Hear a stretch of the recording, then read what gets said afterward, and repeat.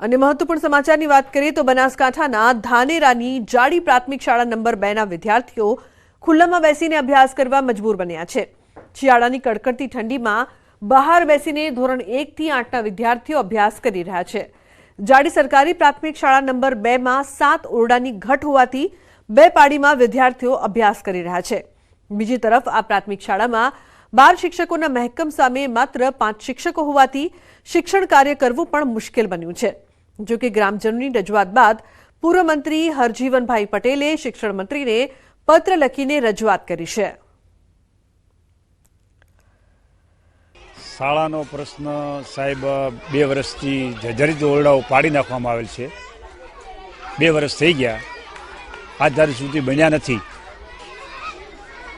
એ ઓરડાઓ તાત્કાલિક સરકારશ્રીને અમારી નમ્ર વિનંતી છે કે તાત્કાલિક આ ઓરડાઓનું બાંધકામ શરૂ થાય। પ્રોબ્લેમ અમારે જાડી 2 પ્રાથમિક સ્કૂલમાં સાહેબ ઓરડાની ઘટ મેન તો છે 7 ઓરડાની, પ્લસ કમ્પાઉન્ડ વોલ એટલે દિવાલ જે છે એ જ પણ જર્જરિત છે।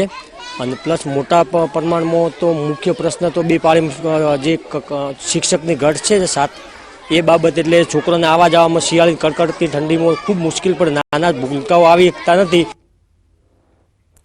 વાત જાણે એમ છે કે જાડી પ્રાથમિક શાળામાં ઓરડાઓ જર્જરિત થતા 2 વર્ષથી બાળકોને મુશ્કેલીનો સામનો કરવો પડી રહ્યો છે।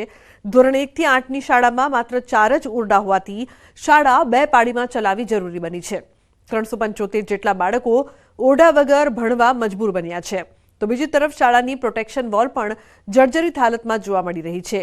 2 વર્ષથી બાળકો માટે પૂરતા ઓરડા ન હોવાથી બાળકોને મુશ્કેલી પડી રહી છે।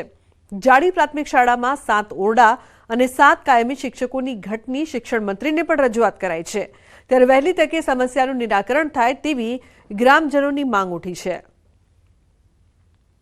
શાળાના રૂમ જર્જરિત થાય એટલે ડેમેજ કરી નાખવામાં આવે છે અને હજી 2 વર્ષ ઉપર થઈ ગયા છે, હજી સુધી શાળા અમારે બની નથી। અને આ શાળાની અંદર 374 અત્યારે હાલ સંખ્યા છે અને 2 પાળીમાં મંજૂરી આપેલી છે બેનશ્રીએ, એટલે અમારે શાળા 2 પાળીમાં ચાલે છે। તો સાંગળી જઈને આપણા પ્રાથમિક શાળા જે સંભાળે છે કુબેરપી ડિંડોર, એમની પાસે જઈને લેટર એમને પ્રત્યક્ષ આપ્યો કે સાહેબ આ ઓરડા મંજૂર કરવાના કોઈ પણ હિસાબે છે। તેમને કહ્યું કે બનાસકાંઠા જિલ્લામાં લગભગ મેં 2700 જેટલા ઓરડા મંજૂર કર્યા છે, એ પૈકી તમારે જાડી ગામના પણ 8 ઓરડા મંજૂર કરવા માટે પ્રયત્ન કરીને ઝડપીમાં ઝડપી કામ થાય એવી હું સૂચના આપી દઈશ। તો ભાવનગર મનપાએ પશ્ચિમ વિસ્તારમાંથી પસાર થતી ગઢેચી નદીના શુદ્ધિકરણ પ્રોજેક્ટ હાથ ધર્યો છે। પ્રોજેક્ટ અંતર્ગત અમૃત 2 યોજના હેઠળ 70 કરોડના ખર્ચે ગઢેચી નદીનું શુદ્ધિકરણ થશે અને અડચણરૂપ દબાણ હટાવાશે, જેને લઈને મનપાએ 800થી વધુ દબાણકર્તાઓને નોટિસ આપી છે। 7 દિવસમાં દબાણ દૂર કરવાની નોટિસ મળતા ગરીબ પરિવારો ચિંતામાં મુકાઈ ગયા છે।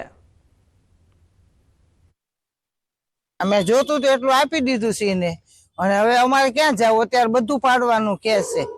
અમે મજૂર માણસ છીએ, અમારા નાના છોકરા છે, અમારે ત્યાં ધંધા પાણી છે નહીં। અમને 50,000 કેશ અગાડી આપો તો મકાન આપી, અને કોઈ ભાડે નથી આપતા, લોન લઈને અમે મકાન બનાવ્યા છે। 4-5 મહિના પહેલા ડિમોલેશન આવ્યું હતું ત્યારે અમે 20 ફૂટ જગ્યા આપી દીધી હતી એમને, તો હવે શું કામ અમને હેરાન કરે છે? અમે નાના બચ્ચા વાળા છીએ, ટકનું લાવીને ટકનું ખાવા વાળા છીએ, સખી મંડળમાંથી લોન ઉપાડીને અમે મકાન બનાવ્યા છે। હવે એ લોકો એમ કે છે કે અમે નોટિસ આપી, ડિમોલેશન આવ્યું તમને પાડી દઈએ, અમે પાડી દેવા જગ્યા દેવા તૈયાર છીએ, પણ આમાં અમને મકાન દે, જમીન દે, 100 વારનો પ્લોટ દે કે આવાસ યોજનામાં મકાન દે, તો અમે એ લોકોને ખાલી કરવા તૈયાર છીએ, બાકી આ અમે દેશું નહીં।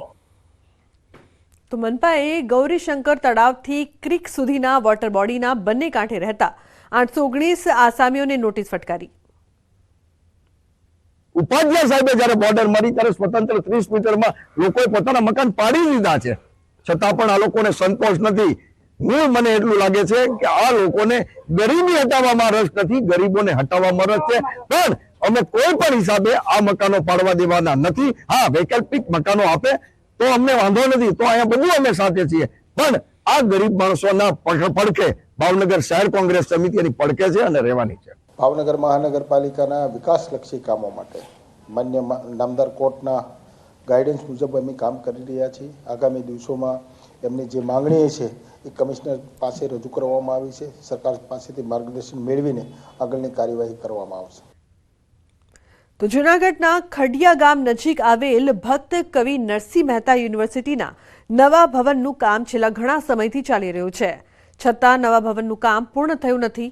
પોરબંદર, ગીર સોમનાથ અને જૂનાગઢના વિદ્યાર્થીઓ માટે અતિ મહત્વની યુનિવર્સિટી હોવા છતાં હાલ આ યુનિવર્સિટી ભાડાની ઇમારતમાં કાર્યરત છે. અહીંના વિદ્યાર્થીઓને નવું અને આધુનિક ભવન મળે તે માટે NSUI દ્વારા અનેક વખત રજૂઆત કરાઈ. હવે આવતા 6 મહિનામાં આધુનિક યુનિવર્સિટીનું ભવન તૈયાર થાય તેવી તૈયારી. આ વિસ્તાર વન્ય વિસ્તાર છે, સિંહ દીપડાનો ત્રાસ છે, એટલે જે કમ્પાઉન્ડ વોલ છે એ કમ્પાઉન્ડ વોલ નાની હતી પ્રમાણમાં, તો એ કમ્પાઉન્ડ વોલ અલગથી મંજૂર કરાવી. ઉપરાંત CCTV, ફાઈબર નેટવર્ક આ બધી વસ્તુ પહેલા ટેન્ડરમાં હતી નહીં, એટલે બીજા ટેન્ડરની અંદર compound wall, remaining STP, landscaping, જે આખું યુનિવર્સિટીમાં જ્યારે એન્ટર થાય ત્યારે કાંક રોડ, રસ્તા, એપ્રોચ બરાબર હોવા જોઈએ. આ રાજ્ય સરકારને વિનંતી કરતા રાજ્ય સરકારે એક ફરી વખત સુધારેલી વહીવટી મંજૂરી આપી અને આશા છે આવનારા 6 મહિનામાં આ સંપૂર્ણ કાર્ય પૂરું થશે. અવારનવાર રજૂઆત કરવામાં આવી છે કે આ યુનિવર્સિટીનું જે નવી યુનિવર્સિટી બની રહી છે તેનું કામ જલ્દીમાં જલ્દી પૂરું કરવામાં આવે. ત્યારે ક્યાંક ને ક્યાંક ગીર સોમનાથના વિદ્યાર્થીઓ હોય, પોરબંદરના વિદ્યાર્થીઓ અને જુનાગઢના વિદ્યાર્થીઓએ અનેક મુસીબતોનો સામનો આ ભાડાના બિલ્ડિંગમાં જે યુનિવર્સિટી ચાલી રહી છે ત્યાં કરવો પડી રહ્યો છે. તો આ તરફ આરોગ્ય મંત્રી ઋષિકેશ પટેલ અમદાવાદ સિવિલ મેડિસિટીની મુલાકાતે પહોંચ્યા. તેઓ મેડિસિટીના નિર્માણધીન પ્રોજેક્ટની વિગતવાર સમીક્ષા માટે પહોંચ્યા હતા.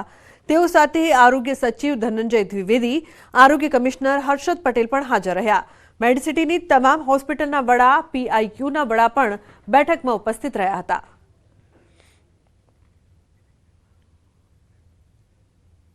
તો સૌરાષ્ટ્રની પ્રસિદ્ધ જગ્યા સત્તાધાર અને મહંત વિજયબાપુના વિવાદ મામલે આજે અમરેલી જિલ્લાના રાજુલા પંથકમાં સમસ્ત વાટલિયા પ્રજાપતિ સમાજ અને અન્ય જ્ઞાતિઓ સાથે મળી સત્તાધાર ધામને બદનામ કરતા લોકો સામે આવેદનપત્ર આપીને રોષ વ્યક્ત કર્યો હતો અને કાર્યવાહી કરવાની માંગ કરી હતી.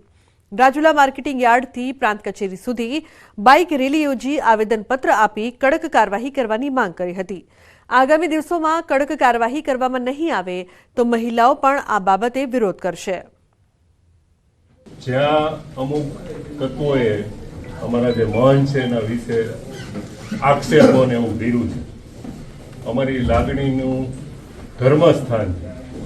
આપ સાહેબને અમે એક અરજી રૂપી આવેદન આપીએ છીએ કે એમાં આપ સાહેબથી અમને મદદ જે થતી હોય એ રીતે ઉપર લેવલે કરી અને અમને મદદ કરશે.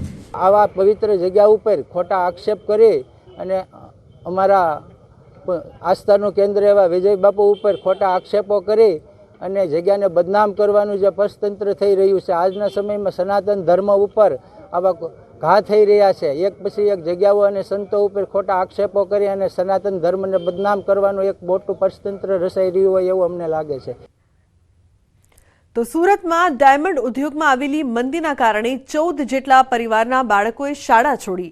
આ વાત સુરત ડાયમંડ વર્કર યુનિયનના ધ્યાને આવતા મુખ્યમંત્રીને પત્ર લખીને વાત જણાવી. ગુજરાતના CM ભૂપેન્દ્ર પટેલ દ્વારા કેબિનેટ મંત્રીઓ સાથે આ બાબતે ચર્ચા કરી ડાયમંડ ઉદ્યોગને ધમધમતો કેમ કરવો તેને લઈને એક્શન પ્લાન શરૂ કરવામાં આવ્યો છે. ડાયમંડ ઉદ્યોગની મંદી, કલાકારોના આપઘાત સાથે તેમની સ્થિતિને લઈને સરકાર કેવી રીતે મદદ કરે તે મુદ્દાઓ પર ચર્ચા સાથે રિપોર્ટ મંગાવવામાં આવ્યો છે. આ ઉપરાંત સુરતની એક જ શાળામાંથી 14 જેટલા બાળકોના પરિવારે LC કઢાવી લેતા સરકારે ચિંતા વ્યક્ત કરી. મંદી ચોક્કસપણે છે. હું આજે જ સવારે એક સ્કૂલમાં ગયો હતો. સ્કૂલમાંથી ખાલી 1 મહિનામાં 18 લોકો આ જે સલટીઓ છે એ કાઢીને ગામડે પહોંચાડ્યા. આમાંથી 2-3 ખાલી સુરતમાં એરિયો ચેન્જ કર્યો છે. કારણ કે એક એરિયાની અંદર તમે જાઓ તો ત્યાં ભાડું 5000 હોય તો બીજા એરિયામાં ત્યાં ભાડું 3000 હોય. એટલે આ ખાલી એક જ વિદ્યાર્થી, 1-2 વિદ્યાર્થી એવા છે જેને એરિયો ચેન્જ કર્યો. બાકી બધા જ સૌરાષ્ટ્ર તરફ કૂચ કરી છે. સરકારે પોઝિટિવ રિસ્પોન્સ માટે આ મુવમેન્ટ ચાલુ થઈ છે. રત્ન કલાકારો માટે ટૂંક સમયમાં સારા સમાચાર આવે એવી સરકાર પાસે અમે આશા રાખીએ છીએ. સુરત જિલ્લામાં લૂંટારૂ બેફામ. બારડોલી કેનાલ રોડ પર લૂંટની ઘટના બની છે. 3.5 લાખની લૂંટને આપ્યો છે અંજામ. રૂપિયા ભરેલી બેગ આંચકીને લૂંટારૂ ફરાર. બાઇક પર આવતા ચોકલેટની હોલસેલની દુકાનના માણસોને આંતરીને ચલાવાઈ છે લૂંટ. વાપીથી પૈસા લઈ બારડોલી આવતા ડિલિવરી બોયને આંતરીને ચલાવાઈ લૂંટ. પોલીસ દ્વારા લૂંટારુઓની શોધખોળ શરૂ કરાઈ. મહત્વનું છે કે બારડોલી કેનાલ રોડ પર લૂંટની આ સમગ્ર ઘટના બાદ પોલીસ દ્વારા તપાસનો ધમધમાટ ચલાવી લેવામાં આવ્યો છે. સુરત જિલ્લામાં લૂંટારુઓ સતત બેફામ બની રહ્યા છે. 3.25 લાખની લૂંટને અંજામ આપ્યો.